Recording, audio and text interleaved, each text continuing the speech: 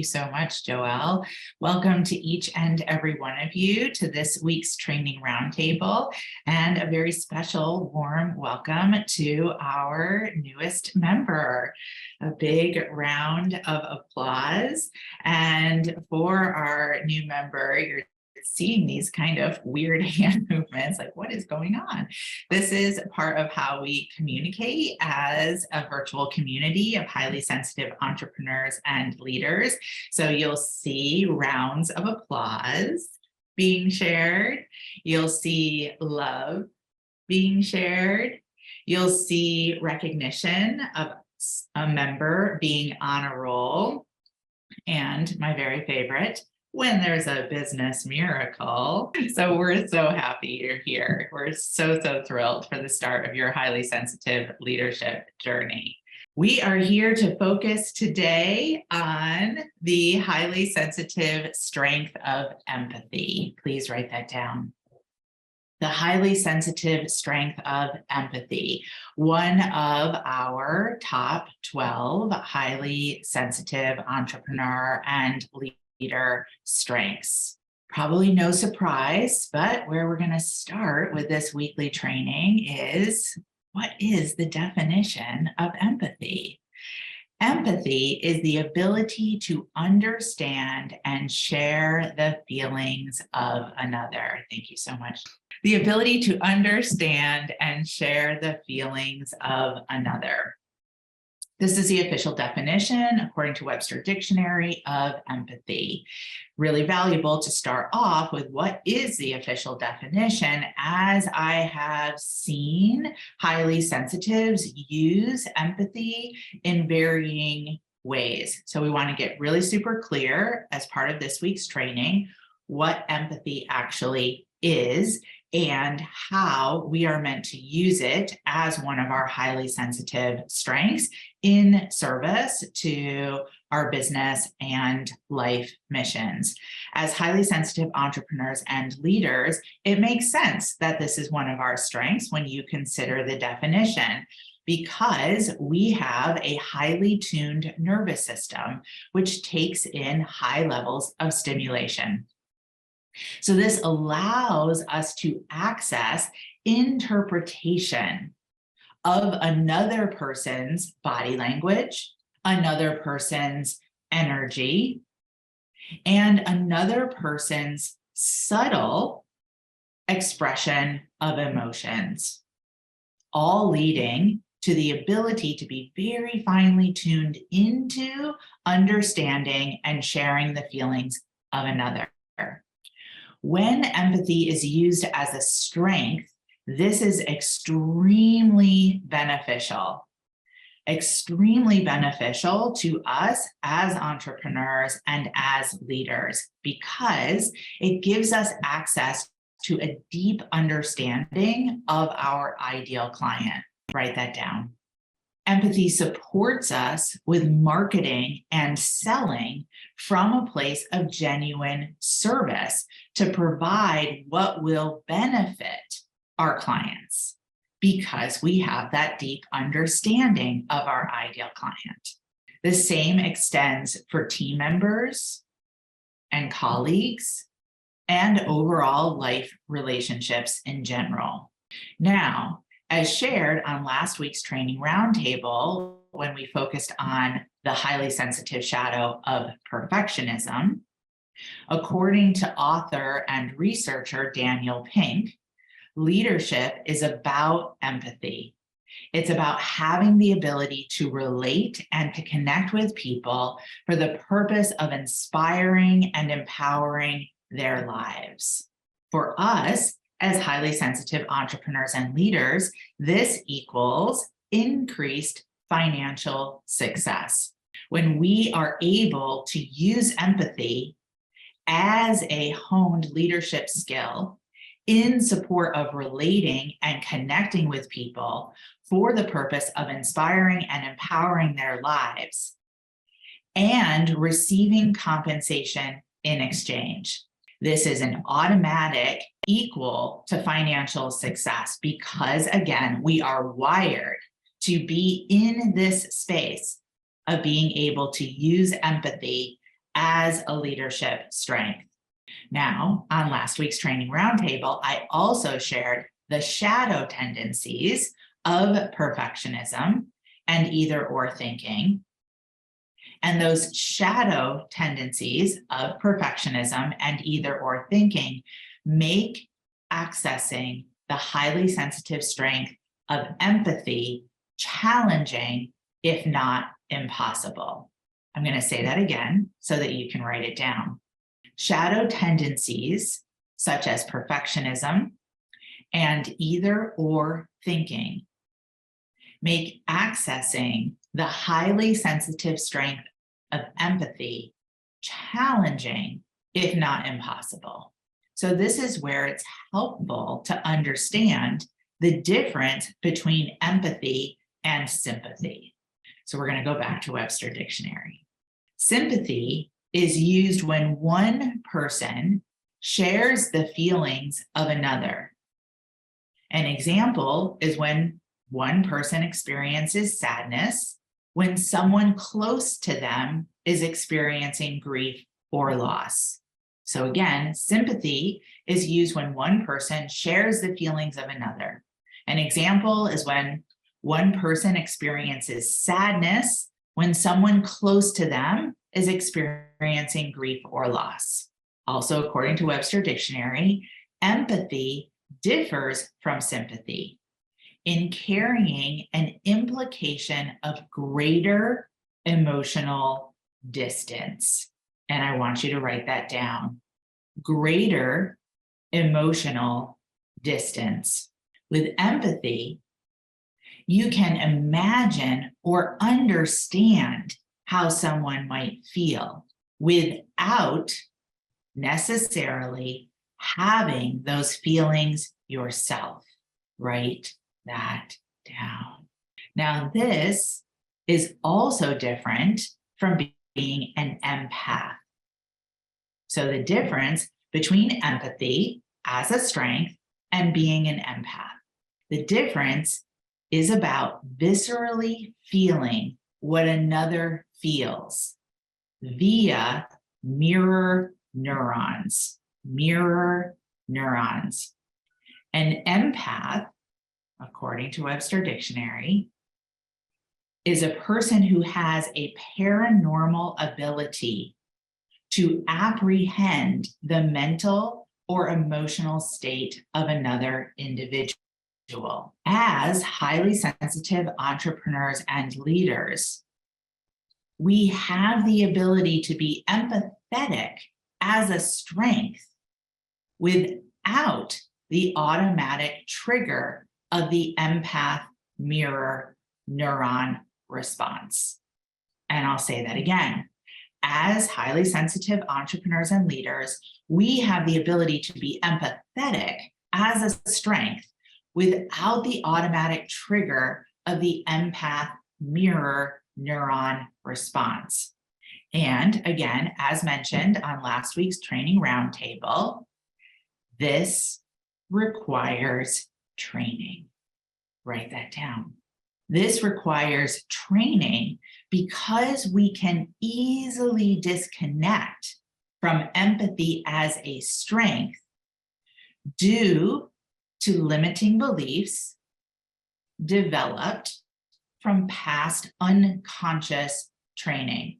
Our past unconscious training supports the limiting belief of, because I can imagine or understand how another person is feeling, I am responsible for that feeling / that person.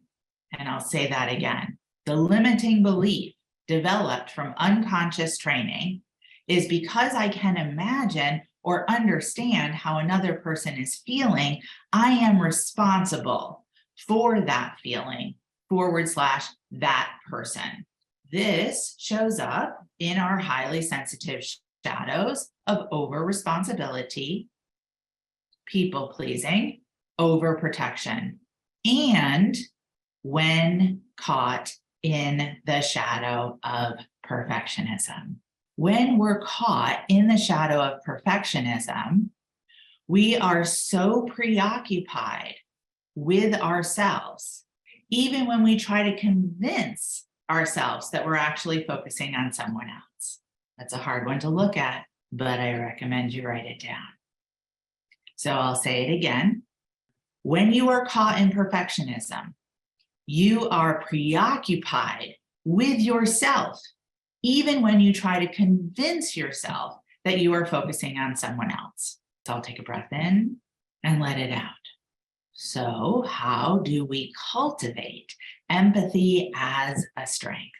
Very similar to the last 2 weekly training roundtables. We start with step 1. We recognize when we are in the grip of a shadow state. And that's all you need to do is just recognize, oh my gosh, I'm in perfectionism. Look at that. It happened again. Oh, look, there's me feeling over-responsible for that poor woman on television in this commercial because she took the wrong drug and now she lost her puppy. Nope, not my responsibility. Oh, what? Wait, what? Oh, this is so interesting. I'm not actually returning a phone call of a prospect because I'm telling myself that I must do the laundry for my child in order for them to feel loved. Now, well, isn't that interesting? Isn't that a sneaky form of overprotection? Just recognizing the shadow state. Step 2, turn to the tools in this leadership program, specifically designed to support you in shifting from shadow to strength. Specifically, the 𝐂𝐮𝐬𝐬𝐴 process to shift into nurture and gain access to your strengths. You can also use the shame transformation tools or even the energy management tool of auto writing. All forms of self-nurture through inquiry to get a better understanding of, wow, what's happening when I am so easily pulled into this particular shadow state, which then leads to step 3, practice. Through recognizing and then inquiry through use of the tools, 𝐂𝐮𝐬𝐬𝐴, shame transformation tool, auto writing, to then bring it to a framed time of committed, consistent practice. 7 days, 21 days, 30 days, and then cultivate both.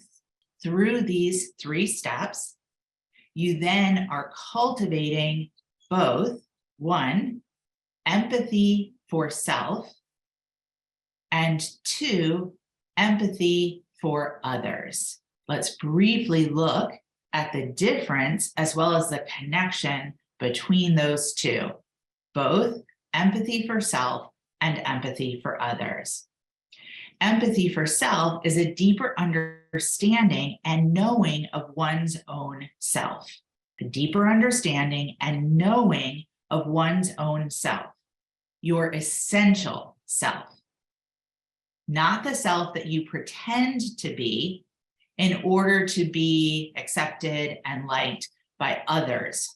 Empathy for self, a deeper understanding and knowing of one's own self, which gives you access to high-level emotions such as compassion, which member Brian Murphy was asking about on last week's roundtable, the difference between empathy for self and compassion. Compassion takes empathy a step further. When you are compassionate, you understand the pain, empathy, and then you do your best to alleviate the pain from that situation in a way that is detached. Cultivating empathy for self allows you to not get caught in shadows and therefore take action more easily to move forward. That's true self-compassion. Now, can I get a on this one, right? And the reason why I want to really emphasize that is because I have heard highly sensitives throughout my years of mentoring use self-compassion as an excuse for not taking action. When in truth, to truly be self-compassionate means that you will take action to move yourself forward in a way that is true to what you deeply understand and know about yourself. Through empathy for self, we are then more easily able to access empathy for others, which to then experience deeper understanding of others, not our projection of who they are, not who we want them to be, but who they truly are. Family and friends, prospects, clients. So again, compassion takes empathy a step further. When you are compassionate, you feel the pain of another, empathy, and then you do your best to alleviate the person suffering from that situation without getting caught in over-responsibility, people-pleasing, or overprotection. Which leads us back to leadership is about empathy. It's about having the ability to relate and to connect with people for the purpose of inspiring and empowering their lives, not enabling them, not trying to do the work for them, not believing that it's your responsibility for the results that they do or do not get, or what they decide to do with what you offer them. Inspiring and empowering. So when you are using empathy as a leadership strength, you don't need to lose yourself in someone else's experience. You don't need to manipulate or convince someone to do anything in order to please you. You don't need to manipulate or convince yourself to do things in order to please others. You don't need others to be like you, and you don't need yourself to be like others. As you engage in the core practice of cultivating empathy as a strength, then also other strengths will strengthen. Through empathy for self and empathy for others, you will have greater access to your strength of intuition, which turbos an act such as intuitive planning, which we will do together on February 15th, Intuitive Planning Day. So empathy turbos an act or an event such as intuitive planning. Empathy will also turbo deep feeling, giving you access to that strength without being flooded, and will turbo your ability to learn without realizing you are learning. Another one of our highly sensitive strengths. When you cultivate the strength of learning without realizing you're learning, that puts you in a state of flow, which equals effortless creation and the ability to create more impact and more income with less effort. And I'll be sharing more on that next week. The value of empathy as a strength and an interconnected web, as HSL Plus member was speaking to on last week's roundtable, an interconnected web of all of our highly sensitive strengths.